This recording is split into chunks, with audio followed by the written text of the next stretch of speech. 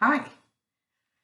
Did you ever have one of those days when you wake up and you're thinking about something and then something comes into your life that is in tune with what you were thinking? Well, in reading my Mornings with Jesus, version 2021, the other day, it's a daily devotional. Um, I found something I want to share with you. Understand this, my dear brothers and sisters. You must all be quick to listen, slow to speak, and slow to get angry. And that's from James 1:19. And the study goes on to say we all want to be heard. Isn't that the truth? Talk shows on every channel every single day affirm that voicing our opinions is a legitimate pastime. The problem is with all that talking is that we're not usually listening. On these same talk shows, the co-hosts routinely interrupt each other, though they have the benefit of the producer talking into their earbuds, telling them when to talk, when to wait, and when to change the subject. Even when we act like we are listening, most of us are thinking about what we will say next. Listening is an art and must be intentional. The passage above tells us to be quick about it too, implying that listening should be what we aim for first in any conversation. I have spent many hours in effort trying to stop cutting people off when I'm in a conversation. I feel so sure that I know where they're going with the thought of the story that I give myself permission to preempt them. I tell myself I'm just moving things along and making the chat more enjoyable. But no matter the good sounding excuse, I realize this is exalting myself above them, saying that my response is more important than theirs. Jesus honored people. He ministered to them by taking the time to listen. And in Philippians 2:3, we're reminded to think of others as greater than ourselves. So, and these are the author's words, but I agree.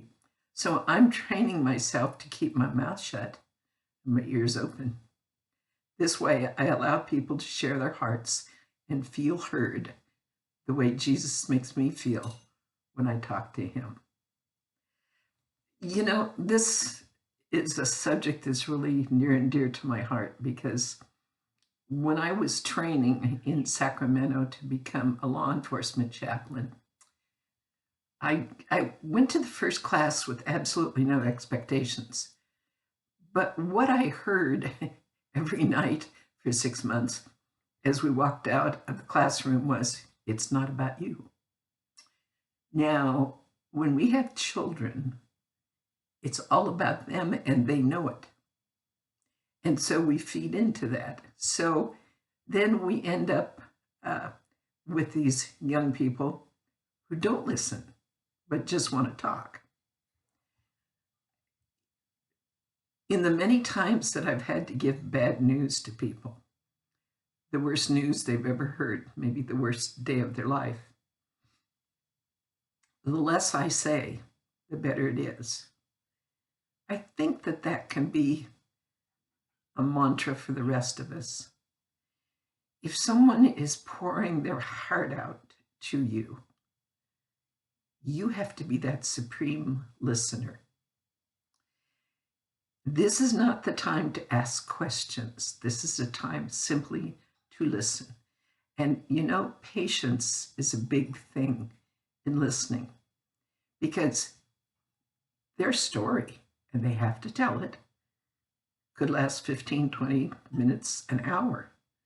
And during that time, the only thing you do is acknowledge by your head or your hands or your body language that you're listening.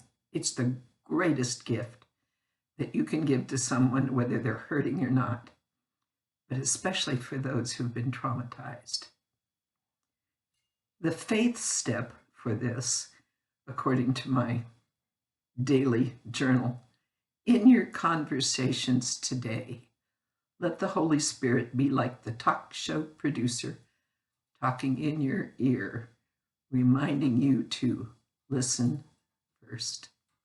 I think it's good advice, don't you?